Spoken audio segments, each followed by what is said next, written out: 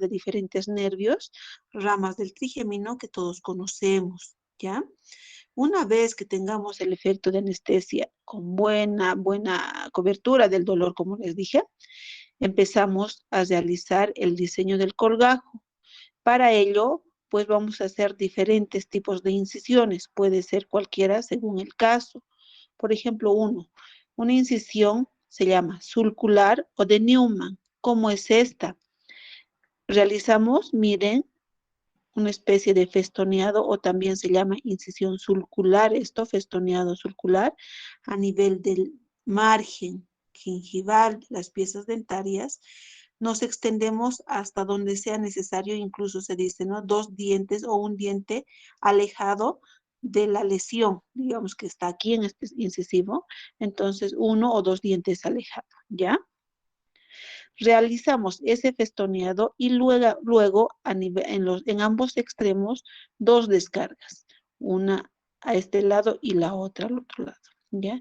Esta descarga siempre debe respetar la papila interdentaria. ¿Por qué? Porque esta papila tiene una irrigación terminal y si nosotros la comprometemos se puede necrosar por esa razón, ¿ya? Y estas descargas siempre deben ser diagonales, o sea, un poco abiertas hacia afuera, ¿ya? Siempre hacia afuera, no hacia adentro. ¿Para qué? Para que esta base de inserción del colgajo sea mayor que el vértice. Este extremo sería el vértice y arriba la base. Esta base debe ser mayor que el vértice.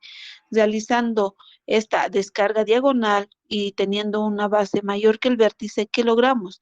Que la vascularización de este colgajo sea adecuado. Y miren, ahí está, ¿no? Hicimos la parte festoneada o sulcular, la incisión sulcular o festoneada o intrasulcular también se denomina, y ambas descargas en los extremos. ¿Para qué? Para tener una incisión, un colgajo tipo Newman.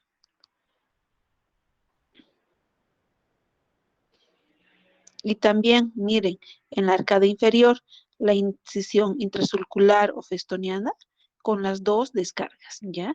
Este colgajo nos permite, pues, de hecho, no llegar a la zona operatoria con mucha facilidad.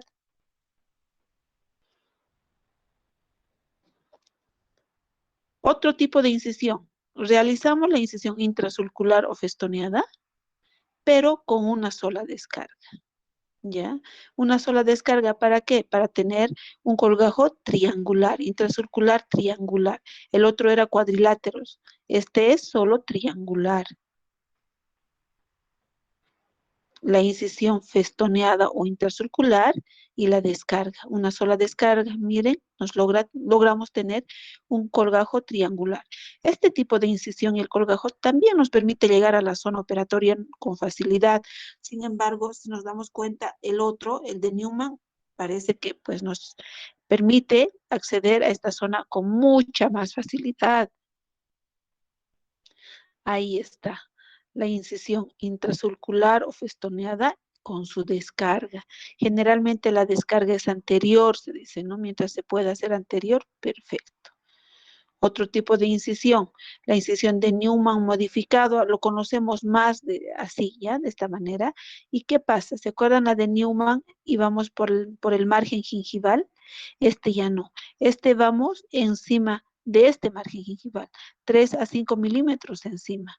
Entonces, podemos reproducir esas concavidades de la región cervical o puede ser horizontal esta incisión, más las 2 descargas. También nos permite llegar a la zona operatoria con facilidad. ¿En qué caso se debe realizar esto? Cuando los pacientes tienen fija en estas piezas dentarias, una corona o esta pieza esta pieza pues retiene a un puente, por ejemplo, ¿no? Si nosotros realizamos una incisión circular o intracircular, ¿qué va a pasar? Va a producir retracción gingival y se altera la estética, ¿no? De la pieza que es portadora de una prótesis fija.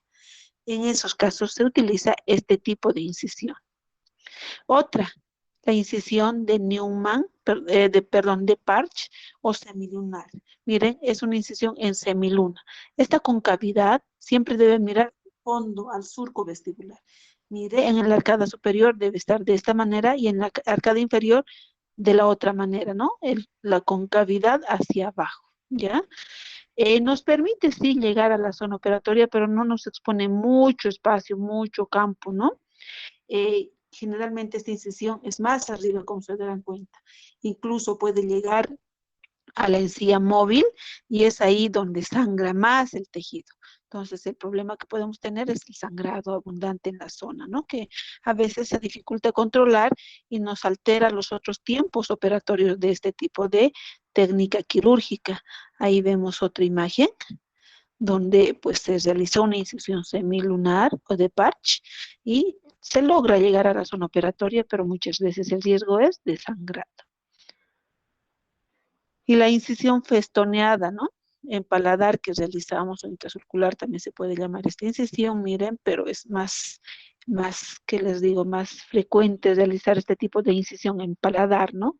Recordemos que en paladar no se permiten descargas, porque si yo de alguna manera realizo una descarga a este nivel, ¿qué voy a hacer? Voy a seccionar el paquete vasculonervioso palatino anterior y el sangrado en una primera instancia va a ser muy importante, un sangrado masivo, uno, y dos, este segmento de la mucosa se va a necrosar. ¿Por qué?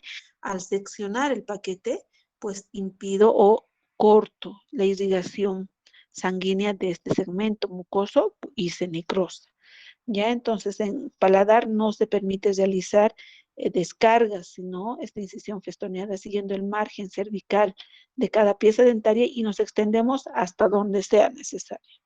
Ahora, en uno de los libros que nomás es actualizado, donde nos habla justo solo, existe un libro que solo nos habla de cirugía periapical, nos dice, ¿no? Si bien en el paladar no se permiten descargas, lo ideal es nunca hacer descargas, pero en caso necesario, un extremo necesario, se puede hacer, miren, una incisión entre el canino y el premolar o también otra incisión por distal del segundo molar. ¿Por qué? Pues si hacemos una incisión a este nivel, ¿qué pasa? No vamos a cortar el paquete vasculonervioso palatino anterior. ¿Por qué? Porque esta zona, como todos sabemos, de canino a canino está inervado y también está irrigado por la arteria nasopalatina y el nervio, ¿no? Entonces, la arteria viene por aquí, nace en el agujero retroincisivo e irriga toda esta zona. Hasta ahí nada más.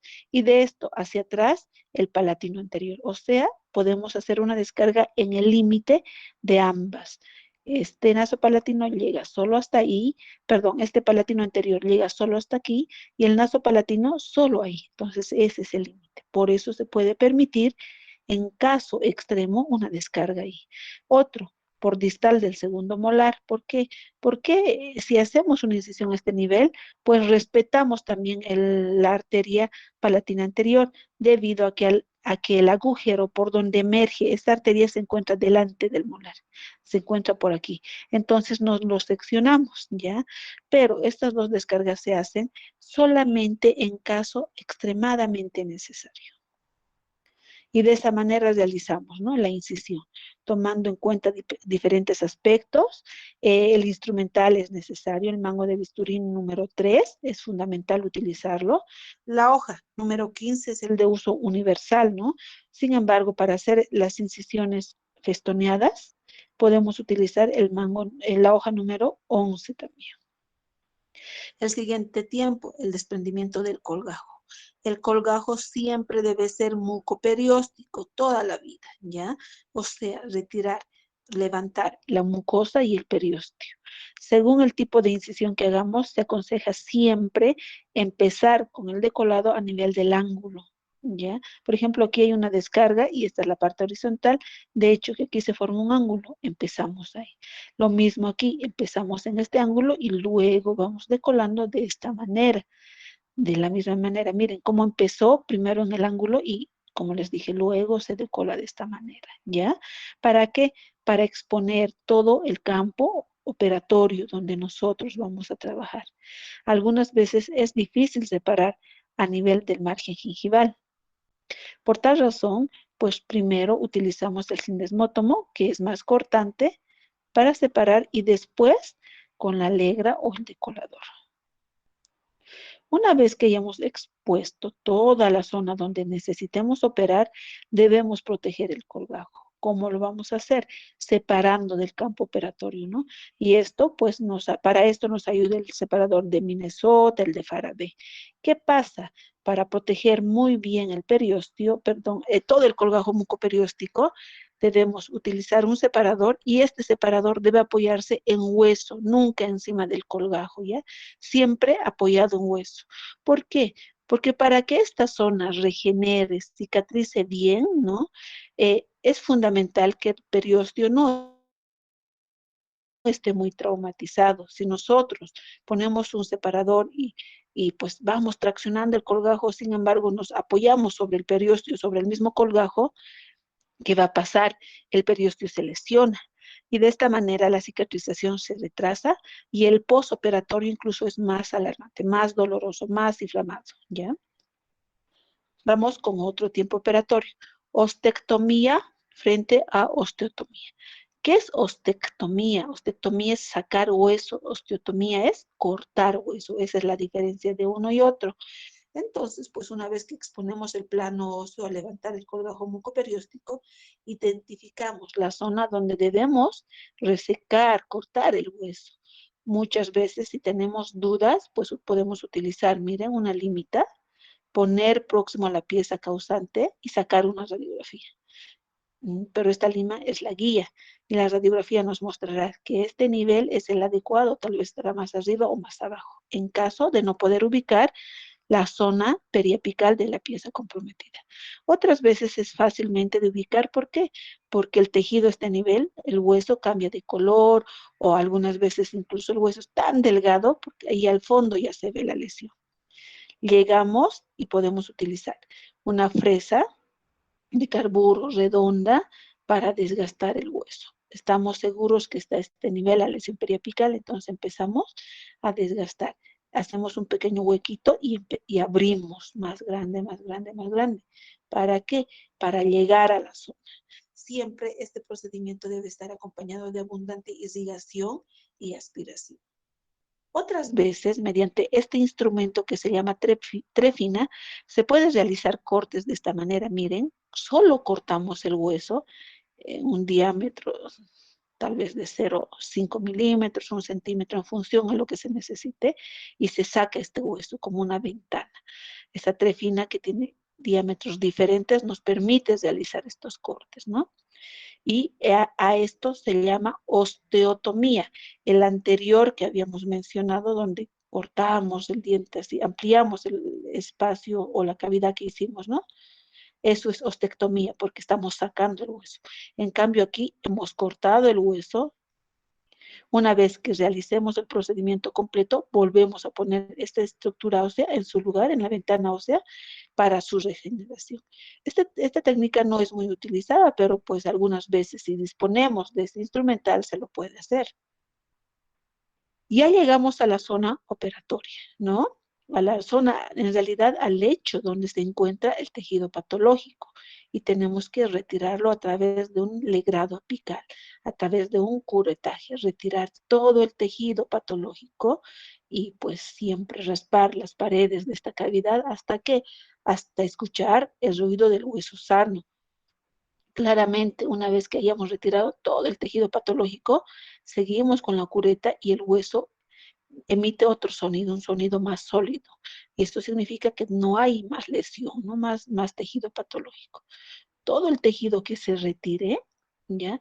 Siempre debe ser mandado a anatomía patológica, a un estudio anatomopatológico, como habíamos hablado la anterior semana, para confirmar el diagnóstico que nosotros estábamos pensando. ¿Será un quiste, un granuloma o qué será? Ya vimos la anterior semana que pueden haber otro tipo de lesiones más, ¿no? Entonces, mandamos a patología. Y miren, ahí se ve la cavidad limpia. Vamos al siguiente paso, la pisectomía. Ya hemos limpiado esta cavidad y ahora cortamos el ápice. ¿no? Cortamos el ápice, ¿cuánto? Hay autores que dicen que si aquí, en este lecho, no hay una cavidad, no hay un tejido patológico como tal, no es necesario cortar, solamente una obturación a retro. Otros sí, cortarlo. ¿Cuánto? Un milímetro o tal vez un poco más, pero lo ideal comprometer máximo hasta el tercio apical de la raíz, ¿ya? Antiguamente se decía que el corte debe ser así, en bisel, ¿ya? Y ahora se dice, lo ideal es hacer un corte perpendicular así, horizontal, perpendicular al eje mayor del diente,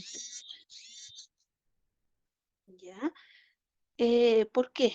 Mire, si yo hago un corte así, perpendicular al eje mayor del diente, ¿qué pasa? Aquí tengo tejido dentario y aquí otro tejido dentario.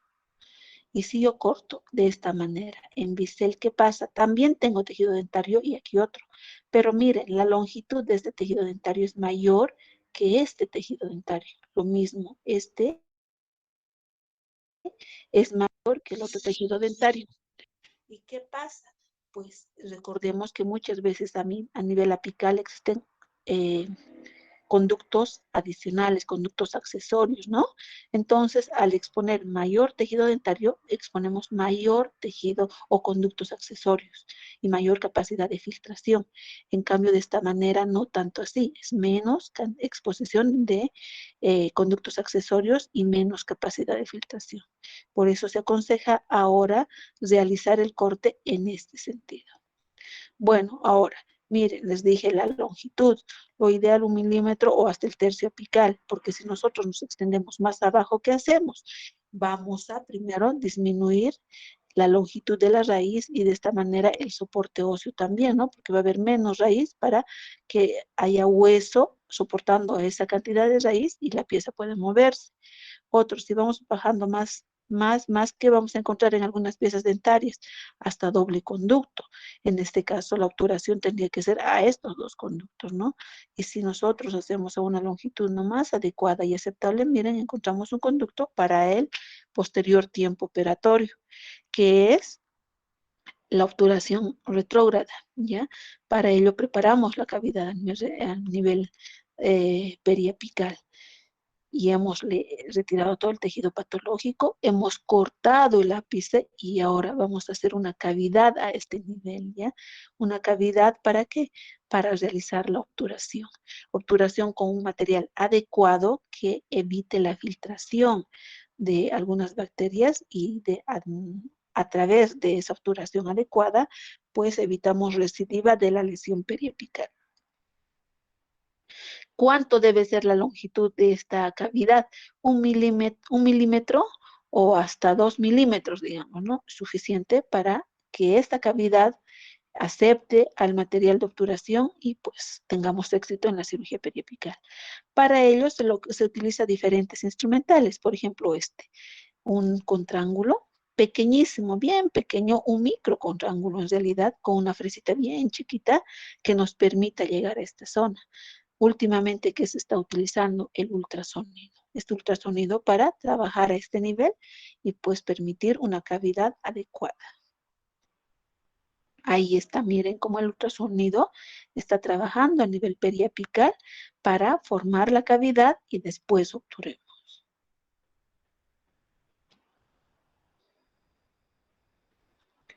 Miren, ahí están las obturaciones, ¿no?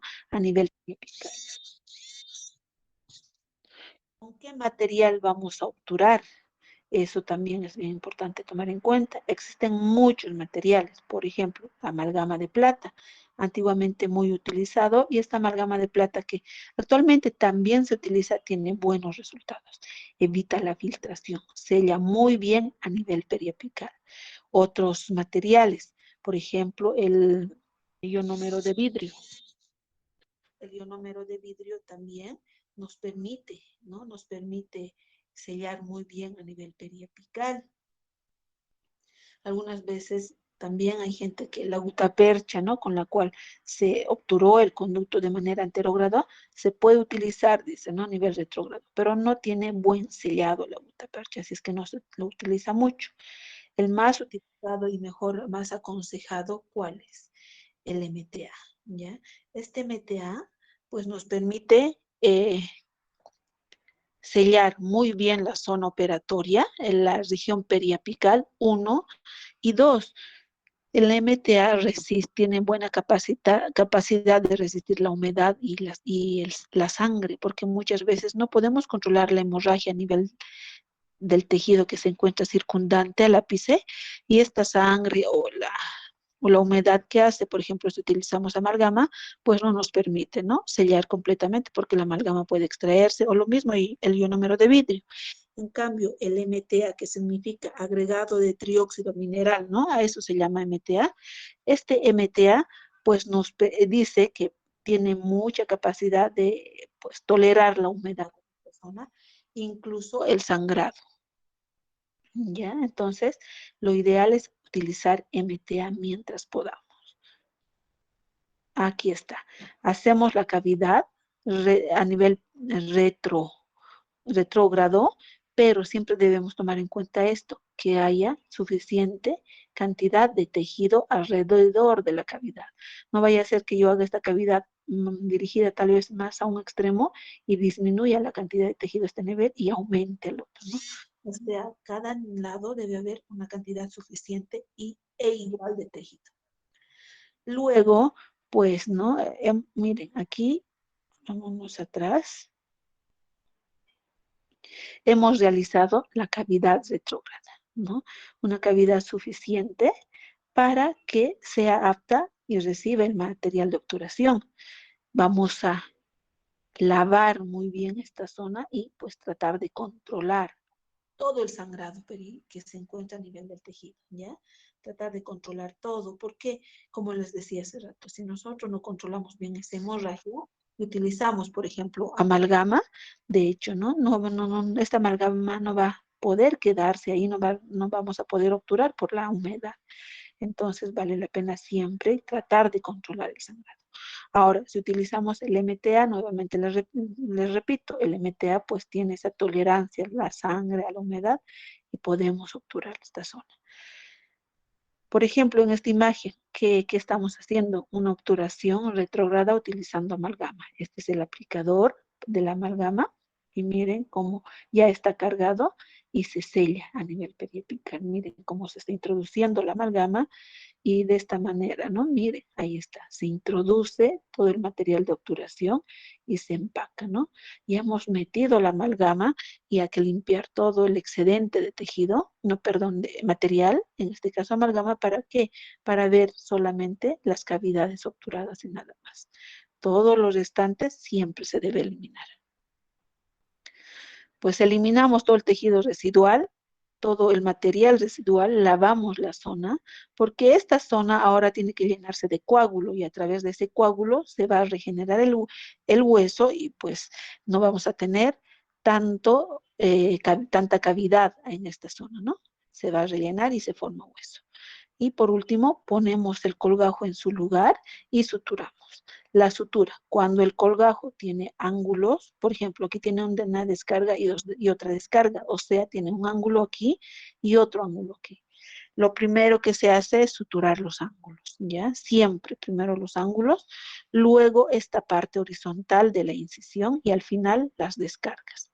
Si yo tengo un colgajo triangular que les mencioné, entonces primer punto a este nivel, a nivel del ángulo, el segundo punto a nivel de las piezas dentarias, y los otros puntos al final, en realidad, la descarga, ¿ya? Siempre se debe realizar eso.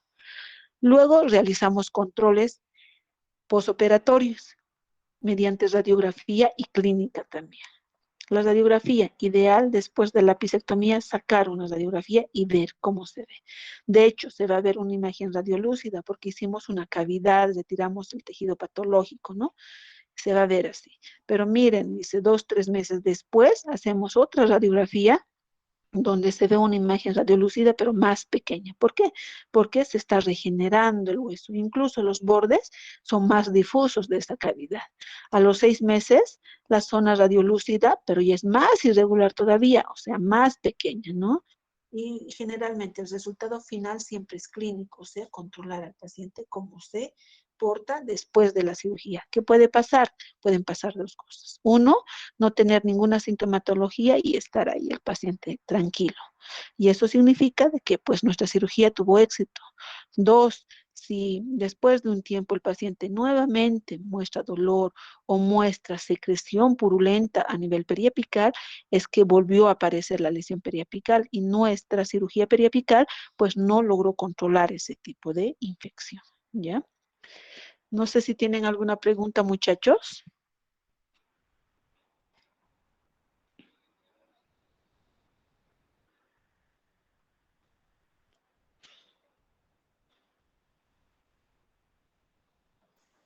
Doctorita, buenos días. Una Hola. consultita. ¿Qué clase de sutura se hace en la técnica de Newman modificado? Las suturas van a ser sueltas, puntos sueltos.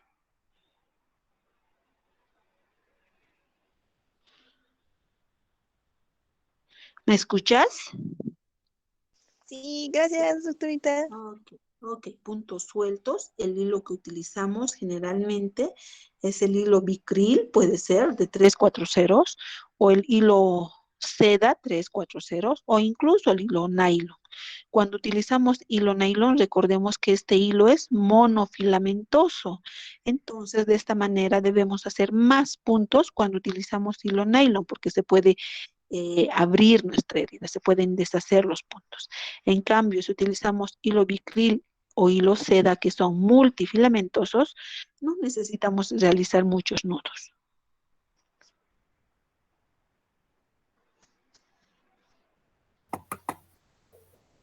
Otra pregunta, muchachos.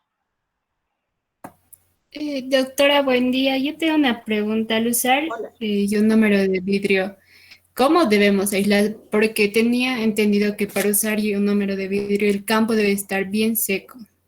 Sí, el campo ideal para el ionómero de vidrio, incluso hay algunos libros que dicen que se puede utilizar resina para la obturación, ¿ya? Para el tanto para el ionómero de vidrio, para la resina, para la amalgama, necesitamos un campo seco, ¿no? Lo ideal es seco. Muchas veces con en la técnica como tal, no se puede lograr un secado absoluto. Entonces, si tenemos problemas, o sea, primero muchachos, mientras puedan, lo ideal, lo mejor, siempre es utilizar el MTA. Eso es lo mejor. Por sus propiedades, porque evita filtración mucho mejor que los otros materiales. E incluso, miren, soporta la humedad y pues también la sangre, ¿no? En caso de que no contemos con este material, no sé, algo pase, pues sí podemos utilizar los otros que les mencioné, pero para ello, de hecho, necesitamos un secado, una zona bien seca, que tendríamos que darnos modos para controlar el sangrado y también pues para tener seco esta zona, ¿no? Muchas veces se puede lograr, otras es difícil, pero no, en realidad un aislado especial, alguna técnica de aislado en la zona no tenemos, solamente es control de la hemorragia mediante, no sé, cera para hueso, mediante algún algodón que podamos poner en la zona para comprimir, solo eso podríamos utilizar. ¿Me Está bien, entendiste, Laura? gracias, doctora. Ok, Laura. Sí, doctora.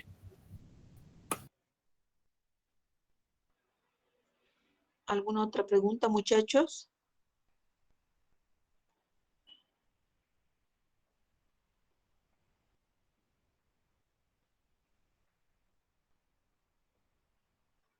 Creo que no, ¿no? Bueno, pues ya hemos avanzado a los dos primeros temas, que es retenciones dentarias y cirugía periapical. El parcial lo tenemos programado para este sábado. Su delegada ya les ha debido avisar, ¿no? Vamos a ver todos la hora del examen. Eh, pues en relación a retenciones dentarias, ya les subí a la plataforma el apoyo bibliográfico y de ahí por favor vayan estudiando, muchachos. En relación a este tema, sí les voy a subir también el apoyo bibliográfico y de hecho les voy a subir esta presentación porque en el apoyo bibliográfico no está eh, algunos datos que hablamos en la teórica. Entonces, por eso les voy a subir las diapositivas para que de esta manera ustedes también tengan esto y vayan repasando, ¿ya? Gracias, doctora. Ok, Gracias, muchachos. doctora. Listo, pues ninguna pregunta más.